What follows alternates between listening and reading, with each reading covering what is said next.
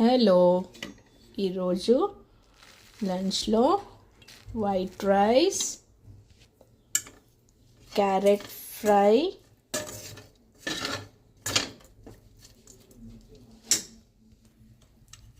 మసాలా పప్పు,